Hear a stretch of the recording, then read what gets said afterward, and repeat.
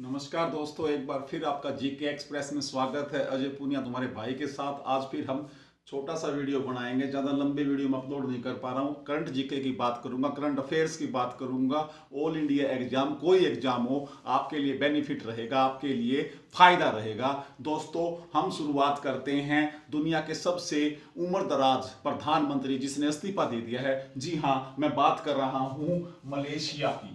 कौन सा देश? मलेशिया। मैं महाथिर मोहम्मद मलेशिया के प्रधानमंत्री, जो सबसे आपने जीके पहले पसंद पड़ा था ना, ये 92 वर्ष की आयु में है ना, 1925 का जन्म है इनका। तो 92-94 साल के हो चुके थे, सबसे उम्र दराज थे। इनको बहुमत मिला, लेकिन उन्होंने भारत का विरोध करना इनके लिए महंगा पड़ा और इन्होंने वो धारा 370 और समझ रहे हो आप, वो नागरिकता संशोधन बिल, दोनों का इन्होंने खुला विरोध किया था भारत का। तो शायद मलेशिया के राजमहल से इनको अब की बार न्योता नहीं मिला है। बहुमत प्राप्त करने के बावजूद भी इनको हटा दिया गया है। महाथिर मोहम्मद, मलेशिया, याद रखोगे, इनको इस्तीफा देना पड़ा है। आपने अब तक याद कर रखा था ना वो क्वेश्चन, अपने नोट्स, पुराने नोट्स उठाना, उनको ठीक करना है ना। महाथिर मोहम्मद साहब जो दुनिया के सबसे एज्ड, समझ रहे हो, प्रधानमंत्री थे, उन्होंने इस्तीफा दे दिया है। और इनकी जगह जो मलेशिया का नया प्राइम मिनिस्टर बनाया जाएगा, वो कौन है? याद रखोगे, मोहम्मदीन यासीन हैं। ये मलेशिया के वित्त मंत्री भी रह चुके हैं। तो ये देखो, आपने क्या सीखा? मलेशिया देश, महाथिर मोहम्मद ने इस्तीफा दे दिया है बहुमत के बावजूद भी, क्योंकि मलेशिया में आज भी क्या है? राजतंत्र है। राजतंत्र प्लस संसदीय, चुना हुआ संसद, ये देखो, ये परंपराएं चलती है वहां पर। तो ये याद रखोगे क्वेश्चन आपको। अब थोड़ी सी चर्चा, जो मेरी हैबिट है, जो आपको मैं सिखाना चाह रहा हूं, ऐसे क्या पता नहीं पूछे आपसे, लेकिन नया प्रधानमंत्री आपने याद कर लिया, मलेशिया का यासीन शब्द आया है आपके सामने, इसको याद रखिएगा आप, ठीक है ना। और इसी यासीन को मैं डार यासीन बना देता हूं, और इसका दोस्त मैं मुख्तियार खान को बना देता हूं, और इसी का दोस्त मैं चन्नी किसको? चन्नी आनंद को बना देता हूं। तो इन तीनों भारतीय पत्रकारों को, तीनों भारतीय जर्नलिस्ट को, हाँ जी, मैं बात कर रहा हूं पुलित्जर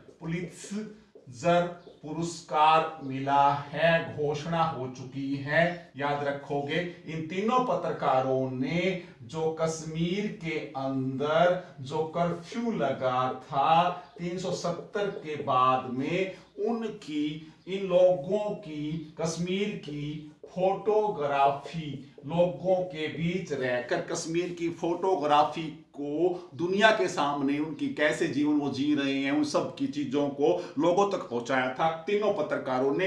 तो इनको पुलित्जर पुरस्कार मिला है। किस लिए मिला है? नंबर 2 क्वेश्चन क्या बनेगा? कश्मीर कर्फ्यू लगा था, तो वहां के लोगों के, कश्मीर के जनजीवन की कैसे प्रभावित हुआ है, उसकी फोटो खींचकर दुनिया के सामने पेश की थी। तो आपने क्या सीखा? देखो क्या सिखाया मैंने आपको। मोइनुद्दीन, अगर यासीन आ जाए तो नया प्रधानमंत्री मलेशिया का, यासीन को नीचे ले आया मैं, डार यासीन एक पत्रकार, उसका दोस्त मुख्तियार खान, तीसरा कौन है? चन्नी आनंद। तीनों को क्या मिला? पुलित्जर पुरस्कार। देखो, पुलित्जर पत्रकारिता किस क्षेत्र में दिया जाता है? पत्रकारिता के क्षेत्र में, याद रखोगे, है ना। दूसरा किस में दिया जाता है? साहित्य के क्षेत्र में। तीसरी चीज क्या है? संस्कृति के क्षेत्र में। तो पुलित्जर पुरस्कार की स्थापना कब हुई थी? 1917 में हुई थी। तो पुलित्जर पुरस्कार आपने सीख लिया। अब 20 अप्रैल को देने थे ये, लेकिन अभी ऑनलाइन इनकी घोषणा करनी पड़ी है, आप याद रखोगे। तो ये याद रखोगे। तो ये पुलित्जर पुरस्कार, यहां तो भारतीय 3 पूछे तो ये है, लेकिन 3 पुरस्कार किसने मिले? किसको मिले हैं? न्यूयॉर्क टाइम्स जो समाचार पत्र है ना, उसको पुलित्जर पुरस्कार मिला है। न्यूयॉर्क टाइम्स को मिला है ना। कितने पुरस्कार? 3 पुलित्जर पुरस्कार अकेले ने जीते हैं। फिर वाशिंगटन पोस्ट को भी ये पुरस्कार मिला है। फिर फिलिस्तीन है ओपन हेराल्ड, इसको भी ये पुरस्कार मिला है। पुलित्जर पुरस्कार, पत्रकारिता पुरस्कार, संस्कृति के क्षेत्र का पुरस्कार, साहित्य के क्षेत्र का पुरस्कार 1917 में जो स्थापित हुआ है 3 भारतीय पत्रकारों को मिला है, याद रखोगे, उनके नाम मैंने दे दिए कश्मीर के लिए। और इसी तरह से best breaking news, best breaking news का कहां पर, ताइवान में जो विद्रोह, जो आंदोलन हुए थे ना, याद रखो, ताइवान है ना, ताइवान के बारे में जानते होंगे, चीन ने जबरदस्ती उसको अपने कब्जे में, द्विराष्ट्र का सिद्धांत चलता है ताइवान पे, तो ताइवान के लोगों ने जो आंदोलन किए थे ना, उसकी ब्रेकिंग न्यूज लोगों को देने के लिए भी एक पुलित्जर पुरस्कार मिला है। किसको मिला है वो किसको मिला है, वो मिला है राइटर न्यूज एजेंसी है राइटर, कहां की, यूके की, यूनाइटेड किंगडम की, राइटर को भी मिला है। तो देखो आपने क्या सीख लिया, मलेशिया, महातिर मोहम्मद इस्तीफा दे दिया, नया बन गया यासीन वित्त मंत्री रह चुका है। अब महातिर मोहम्मद के बारे में आपसे क्वेश्चन और पूछा जा सकता है, कितनी बार रहा मलेशिया का प्रधानमंत्री, पीएम ऑफ मलेशिया 2 टाइम्स, याद रखोगे 2 बार रहा है, याद रखोगे, है ना। तो ये आपको पता होना चाहिए, है ना, कितनी बार रहा है, 2 बार रहा है ना। तो ये क्वेश्चन भी आपको आना चाहिए। इसका लंबा कार्यकाल पूछे आपसे, तो ये कब आ जाएगा, यहां पे आ जाएगा 1982 से लेके 1996 तक, सबसे लंबे समय कार्यकाल का प्रधानमंत्री का रिकॉर्ड बनाया इसने वहां पर, है ना। तो महातिर मोहम्मद, है ना, तो आप ऐसे पढ़ोगे। कौन सा देश है, मलेशिया। आपने रट्टा मार का राजधानी कौन सी है, कुआलालंपुर है ना। लेकिन मलेशिया के अंदर इस कुआलालंपुर में जो राज परिवार है उसने वहां भीड़ महसूस की, क्योंकि मलेशिया का जो किंग है ना, सुल्तान, वो यहीं रहता है, तो उसने भीड़ महसूस की, तो मलेशिया की एक नई प्रशासनिक राजधानी बना दी गई है। कौन सी, पुत्र, बेटा होता है ना, पुत्र सन, हाँ जी, माँ बाप का कहना मानना करो भाई, सेवा किया करो, है ना, बेटा, पुत्र जया, कौन सी जगह है बना दी नई प्रशासनिक राजधानी, मलेशिया की प्रशासनिक राजधानी कहां पर बनाई गई है, पुत्रजया में, पुत्रजया नामक स्थान पे, जो कुआलालंपुर से सिर्फ 30 मिनट की दूरी के ऊपर है। तो आप क्वेश्चन आ जाए आपके सामने, मलेशिया की राजधानी कुआलालंपुर, लेकिन मलेशिया की नई प्रशासनिक राजधानी कौन सी हो जाएगी, पुत्रजया, बिल्कुल कुआलालंपुर के पास में ही है ना। तो अब अपन मलेशिया की बात करते हैं। मैं मलेशिया, इसका अंदर आंसर है, मैं मलेशिया, मलय, कौन सी भाषा, मलय भाषा, कौन सी भाषा, मलय भाषा, मलय, मलेशिया की भाषा मलय भाषा है। धर्म कौन सा, इस्लामिक राष्ट्र है, इस्लामिक राष्ट्र। पाकिस्तान भी है वो राष्ट्र जो एक धर्म को राज धर्म मानता हो, उसी के अनुसार अपना सारा कुछ सेट करता हो, वो इस्लामिक राष्ट्र कहलाता है। कौन सा राष्ट्र बताया मैंने, पाकिस्तान एक धर्म आधारित राज्य है, मलेशिया एक धर्म आधारित राज्य है, भारत एक धर्मनिरपेक्ष राष्ट्र है ना। कौन सा, 42वां संशोधन, है ना, 1976 संविधान में जाओ जल्दी सी, है ना। धर्मनिरपेक्ष आ जाए या पंथ निरपेक्ष आ जाए, बात एक ही है। दोनों को ही क्या बोलते हैं, धर्म और पंथ एक ही। भारत में सब धर्मों को हम मान सकते हैं, है ना, हिंदू मुस्लिम सिख ईसाई आपस में सब भाई है ना। तो वो देखो, भारत धर्मनिरपेक्ष राष्ट्र है, मलेशिया इस्लामिक है, मलेशिया क्या बताया मैंने, मलय भाषा। तो देखो आप करंट जीके को ऐसे पढ़ोगे। लंबा वीडियो नहीं बना पा रहा हूं भाई, मेरा बहुत दिल करता है 2, 4, 5 घंटे डेली, 2 घंटे तो कम से कम चाहिए मुझे आपके साथ। तो आप मेरे साथ जुड़िए, चैनल को सब्सक्राइब कीजिए, मुझे लाइव लेके आइए जल्दी से जल्दी। यार कंडीशन है यूट्यूब की कि 1000 जब तक ये आपके सब्सक्राइब आप नहीं करेंगे तो मैं लाइव नहीं आ पा रहा हूं, है ना। तो प्लीज आपसे निवेदन है, ऐसी जीके आप चाहते हैं कि मैं आपको बताता रहूं, डिटेल देता रहूं, वन लाइनर तो आपको हर कोचिंग में, हर यूज पे, व्हाट्सएप ग्रुप पे, फेसबुक पे मिल जाती है, करोगे क्या उसका। अब ये क्वेश्चन आप पढ़ोगे, मलेशिया के एक प्रधानमंत्री ने क्या दे दिया, इस्तीफा दे दिया, इसका नाम दे देंगे। मैंने इसके बारे में क्या बताया, कितने साल का था, कितनी बार बना, 2 बार बना है ना। एक तो अब कब लास्ट कब कितनी बार, इसका कोडवर्ड क्या है, कोड लिख लो, 47 लिखो इसको, 47। एक तो मलेशिया का 4था प्रधानमंत्री बना था, और अब ये तो पीछे था ना, अभी ये 7वां था। 4था प्रधानमंत्री बना मलेशिया का और 7वां भी यही बना था, है ना। उसके बाद वित्त मंत्री ये यासीन साहब बनेंगे, अब इसको न्योता दे दिया गया, ये बनेगा। तो ये क्वेश्चन आपको ऐसे पढ़ना है, प्लीज आपसे निवेदन है, ये चीजें आपको आनी चाहिए। अब देखो, अब इसी पॉइंट को थोड़ा सा आगे लेके चलते हैं ना। ये पुलिसर पुरस्कार है ना, पुरस्कार पे, प्राइजेस पे मैं एक वीडियो और बनाने की कोशिश करूंगा आपके लिए। मैं संतुष्ट नहीं हूं क्योंकि इसमें बहुत ज्यादा मैटर और भी है, इसके अंदर और भी बताने का था, टाइम नहीं होता। लेकिन आगे चलें, अब आगे चलो, देखो है ना। अब ये कुआलालंपुर था, ये बदलती राजधानी। अब इसी क्वेश्चन को मैं आगे उठाता हूं। देखो अब ये एक राजधानी, और हाँ, मलेशिया वाले क्वेश्चन हो रहा जाए तो किसका सदस्य है ये? आसियान का। कौन से संगठन का? आसियान संगठन का, है ना। दक्षिण पूर्व एशिया में स्थित 10 देशों का संगठन आसियान है। 1967 में इसकी स्थापना की गई है और जकार्ता में इसका मुख्यालय है। इंडोनेशिया की राजधानी में। तो मैं जकार्ता पे याद लेके आ रहा था आपको। तो जकार्ता भी कहां पर है? जावा द्वीप पर है, क्योंकि जावा है, सुमात्रा है, इंडोनेशिया के प्रमुख द्वीप है। जय जावा, जय जकार्ता, जय जनसंख्या। ज्यादा जनसंख्या कहां पे है? 3 जय याद कर लो आप, वहीं पे है। कहां पे? जकार्ता पे। ये दलदल में डूब रहा है, चारों तरफ पानी है ना इसके, क्योंकि आपने क्या पढ़ रखा है? इंडोनेशिया संसार का सबसे बड़ा द्वीप समूह है। इंडोनेशिया में संसार की सबसे ज्यादा मुस्लिम आबादी है। इंडोनेशिया में विष्णु के मंदिर हैं। इंडोनेशिया के लोग रामायण की पूजा करते हैं, भगवान राम को बहुत इज्जत देते हैं। मलेशिया ने अभी भगवान राम का, है ना, रामायण का एक सिक्का भी जारी किया था पिछले साल, है ना। वो क्वेश्चन भी आपको आना चाहिए। रामायण से क्या याद आया आपको? क्या याद आया? 7.7 करोड़ लोगों ने क्या देखा है? रामायण। विश्व रिकॉर्ड बना दिया ना रामायण ने। वो भी ठीक है, अच्छी शिक्षा मिलती है। मर्यादा पुरुषोत्तम राम, माँ बाप की सेवा करो, गलत रास्ते से बचो। धर्म कोई भी हो, धर्म सब एक है कि आप किसी का बुरा न करें, सीधी सी बात ये है ना। तो ये देखो, आपने फिर सीख लिया यहां से। जकार्ता को कहां लेके जाया जा रहा है? कालीमतंग। कालीमतंग कहां पर है? बोर्नियो द्वीप पर। बोर्नियो द्वीप के ऊपर है।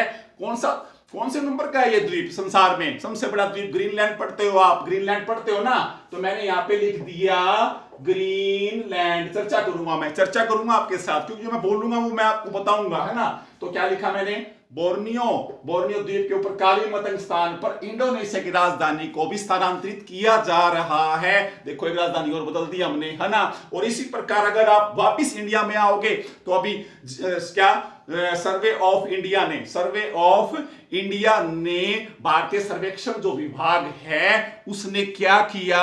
एक इंडिया के मानचित्र में किस राजधानी को छापा है? हां जी, आंध्र प्रदेश की राजधानी अमरावती को सर्वे ऑफ इंडिया ने इंडिया के मैप के अंदर जगह प्रदान कर दी है। अमरावती को, विजयवाड़ा और गुंटूर के बीच में अमरावती है, याद रखोगे। वो आंध्र प्रदेश का विभाजन याद रखोगे, वो तेलंगाना याद रखोगे, है ना। 2 जून 2014 को बर्थडे आता है तेलंगाना का। 10 जिले अलग कर दिए गए थे आंध्र प्रदेश के, है ना। कुछ ऐसा ही आपको आना चाहिए। और हैदराबाद आंध्र प्रदेश की राजधानी था पहले, वो तेलंगाना की राजधानी बना दिया गया है। ये प्रश्न आपको भी याद होने चाहिए। आप ऐसे जीके पढ़ोगे। चलें आगे एक बार और। देखो, अब अपन ने किसकी चर्चा की थी? अब ग्रीनलैंड आया था ना, तो ग्रीनलैंड है, मेडागास्कर है, बोर्नियो है ना। ये द्वीपों के नाम है ना, बड़े क्रम में आप रट्टे मार रखे होंगे, ऐसा कुछ है ना। तो देखना आप उस क्वेश्चन को। अब ये क्या है? ये ग्रीनलैंड है। इस ग्रीनलैंड से मुझे क्या याद आया? अब आप देखो, मैं आपको क्या सिखाता हूं, है ना। आज का फिर एक दांसू बेस्ट क्वेश्चन, वो देखो आप। रुको, मैं एक बार कपड़ा ले लेता हूं कोई, है ना। कपड़ा लेना पड़ेगा कोई।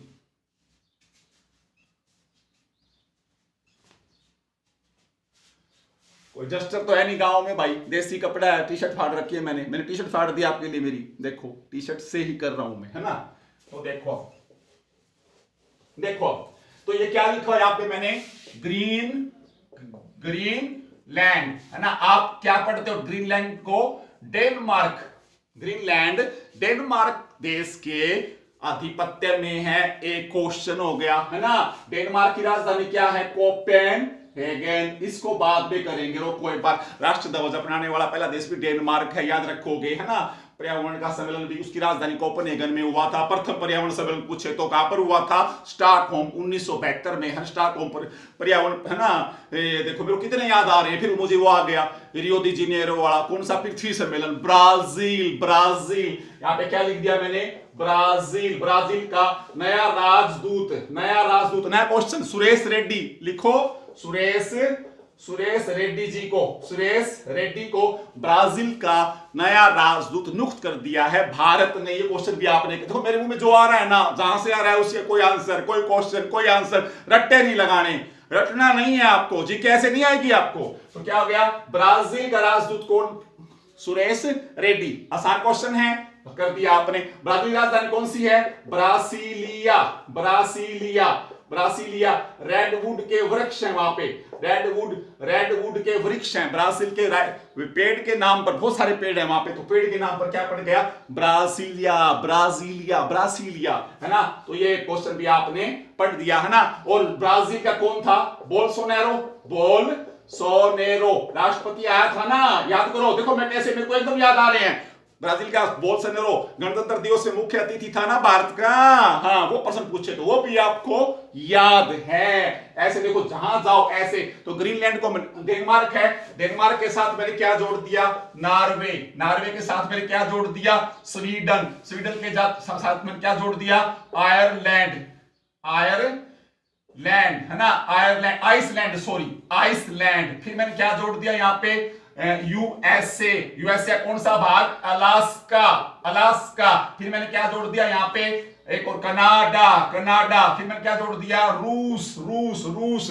देखो 1 2 3 4 5 6 7 है ना, ये सारे देश आपको याद हो गए है ना। ये सारे के सारे देश कहां पर हैं, आर्कटिक महासागर, आर्कटिक महासागर ये क्षेत्र है, ये आर्कटिक, आर्कटिक महासागर, आर्कटिक महासागर को छूते हैं। ये क्वेश्चन क्यों बताया, क्योंकि रूस ने अभी आर्कटिक के महासागर के, क्योंकि रूस अंदर ही है इसके, देखो रूस का भी थोड़ा सा भाग इसके अंदर जाता है, तो रूस ने क्या कर दिया, एक नया, क्या, एक नया, रूस ने एक उपग्रह, करंट क्वेश्चन है लेकिन मैंने साथ पीछे से उठाया इसको, मैं अपोजिट चलता हूं। ये सारे देश याद कर लो, ये सारे भाग आर्कटिक महाद्वीप के हैं और उत्तरी ध्रुव है। ये कौन सा ध्रुव है, उत्तरी ध्रुव, उत्तरी ध्रुव आर्कटिक। दक्षिणी ध्रुव कौन सा हो जाएगा, अटलांटिक, वो वाला, वो दक्षिणी ध्रुव हो जाएगा, ठीक है ना।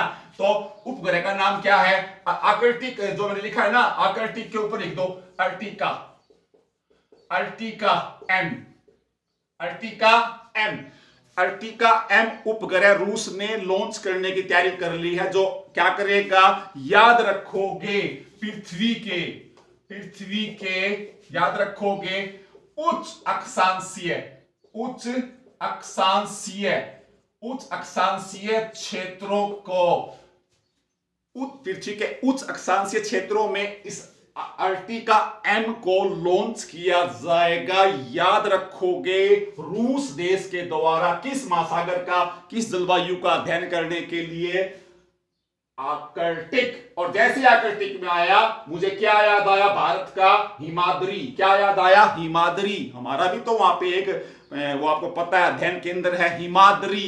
1 जुलाई 2008 को इंडिया ने भी आर्कटिक, है ना, आर्कटिक महासागर का अध्ययन करने के लिए हिमाद्री नामक अपना एक, क्या वहां पे एक पैटर्न, क्या है, प्रशिक्षण, है ना, रिसर्च सेंटर खोल रखा है। तो देखो क्या सीखा, रूस आर्कटिक महासागर अध्ययन के लिए आर्कटिक का एम उपग्रह, ये याद रखोगे, ये क्वेश्चन आपको आने चाहिए, ये क्वेश्चन आपको आने चाहिए। देखो ऐसा, तो अब आर्कटिक महासागर आपने सीख लिया, डेनमार्क का हिस्सा, नॉर्वे का, ये देखो, ये देखो, ये देखो, ऐसे। तो ये क्वेश्चन आपको सारे के सारे आने चाहिए। देखो भाई सीधी सी बात है, जीके का एंड नहीं है, जीके का कोई अंत नहीं है, सच बता रहा हूं आपसे मैं। तो आप ऐसे पढ़ोगे, है ना। तो ये आर्कटिक का M1, और इसको किससे लॉन्च किया जाएगा, सोयूज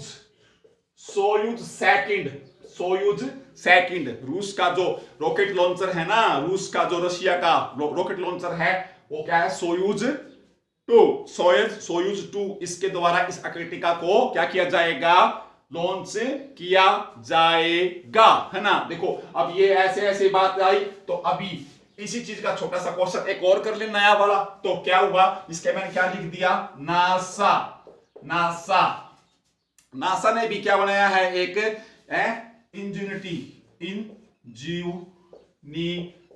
इंजेन्युटी नाम का एक हेलीकॉप्टर, एक हेलीकॉप्टर, मंगल हेलीकॉप्टर है ये, मंगल हेलीकॉप्टर इंयूनिटी है और इसका वजन 2 केजी है, 2 किलो का ये क्या है, हेलीकॉप्टर है।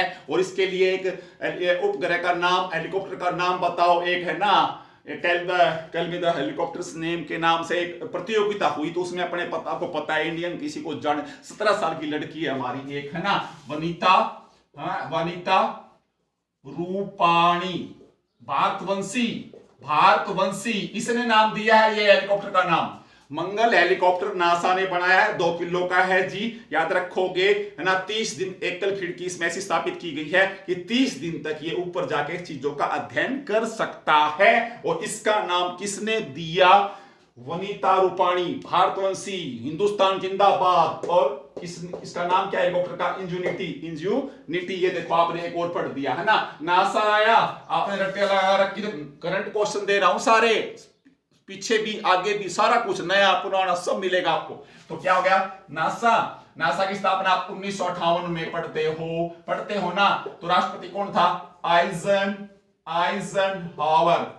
अमेरिका के राष्ट्रपति पूछ ले किस राष्ट्रपति नासा, क्योंकि आपने याद कर रखा है एनएसए, नेशनल है क्या था, एरोनॉटिक एंड स्पेस एडमिनिस्ट्रेशन है ना, फुल फॉर्म, 1958 में स्थापना। तो आप ऐसे याद किया करो, आपसे निवेदन है। और जब 1958 आता है ना, तो रैमन मैग्सेसे पुरस्कार, रैमन मैग्सेसे पुरस्कार विनोबा भावे को, विनोबा भावे भूदान आंदोलन है ना, कहां से शुरू किया था, आंध्र प्रदेश है ना, आंध्र प्रदेश से, जहां पर आपने अभी अभी अमरावती को सर्वे ऑफ इंडिया राजधानी उसके अंदर सेट करवाया था।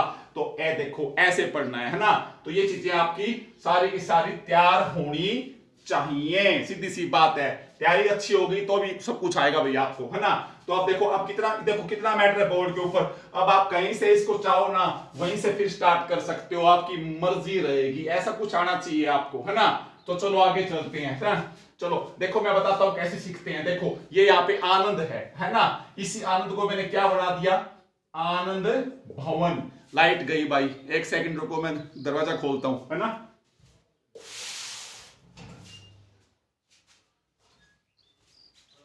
मैं देख रहा हूं या नहीं देख रहा हूं, देख लेना, थोड़ा सा और बता देता हूं आपको, ठीक है। फिर वीडियो इतना ही बनाया क्यों अंधेरे में, क्या पता कैसा लिख रहा हूं मैं, है ना। तो आनंद के नीचे क्या लिख दिया, आनंद भवन। आपने पढ़ रखा है ना, कहां पे, इलाहाबाद में ना, इलाहाबाद में। नीचे क्या लिख दो, मोतीलाल नेहरू। आज क्या तारीख है, 6 मई। आज मोतीलाल नेहरू की जयंती है। मोतीलाल नेहरू को आप नेहरू रिपोर्ट के नाम से पढ़ते हो, माने हुए वकील थे भारत के, याद रखोगे। जवाहरलाल नेहरू इनके बेटे थे, और इनकी 2 बेटियां थी। एक तो कौन सी थी, विजया लक्ष्मी पंडित, दूसरी कौन सी थी, कृष्णा, दूसरी का नाम क्या था, कृष्णा। तो ये देखो ये आना चाहिए आपको। तो आज 6 मई है, आनंद शब्द आया था। आनंद वो चन्नी स्वामी आनंद था ना, वो अभी जिसको अभी पुलिस से पुरस्कार मिला था, उसी आनंद को उठा लिया और आनंद भवन बना दिया। इलाहाबाद पहुंच गए, मोतीलाल नेहरू याद आया, आज उसकी 6 मई को जयंती है। पेशे से वकील थे और उन्होंने पूरी सुख सुविधा त्याग दी, क्योंकि उन्होंने इलाहाबाद में और कानपुर में वकालत की थी, खूब पैसा भी कमा रहे थे। लेकिन गांधी जी के प्रभाव में आकर, याद रखोगे, 1919 के जलियांवाला हत्याकांड के बाद इन्होंने गांधी जी की शरण कबूल कर ली, भाई सीधी सी बात है। और उसके बाद याद रखोगे इन्होंने नेहरू रिपोर्ट तैयार की 28 से 30 अगस्त 1928 को। क्योंकि मैं बताता हूं थोड़ा सा आपको, क्योंकि अंग्रेजों ने हमारे ऊपर ताना मारा था कि भारत में ऐसे विद्वान नहीं है कि जो क्या कर सके, संविधान तैयार कर सके, नियम कानून कायदे तैयार कर सके। और ये मोतीलाल नेहरू बड़ी जबरदस्त खोपड़ी थी, है ना। कभी स्कूल कॉलेज जाते थे, कम जाते थे। यहाँ पे उन्होंने बीए की पूरी नहीं की इलाहाबाद में, लेकिन वहां पे जाके बैरिस्टर बने और वहां से वकालत पढ़ के खूब सारा कानून खतरनाक आता था, वो सीधी सी बात है, कोई भाषणबाजी नहीं। तो इन्होंने क्या किया, इन्होंने वो चैलेंज अंग्रेजों का स्वीकार किया, बोला मैं बनाता हूं। तो एक क्वेश्चन कभी आ जाए आपके सामने, आ सकता है किसी लेवल पे भी, इसको आप पॉलिटिकल फैक्टर की नजर से मत देखना। कांग्रेस परिवार से, नेहरू परिवार से लोग घड़ियां निकालते, जानते तो किसी के बारे में कुछ होते नहीं पूरा।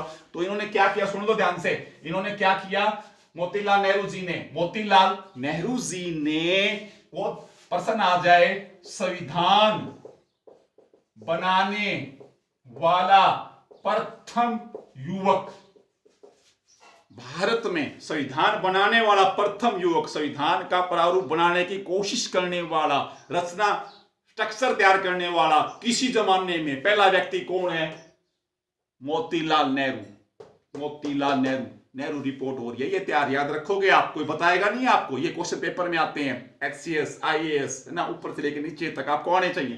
तो संविधान बनाने वाला प्रथम कौन हो गया, मोतीलाल नेहरू, संविधान का प्रारूप बनाने वाला, है ना।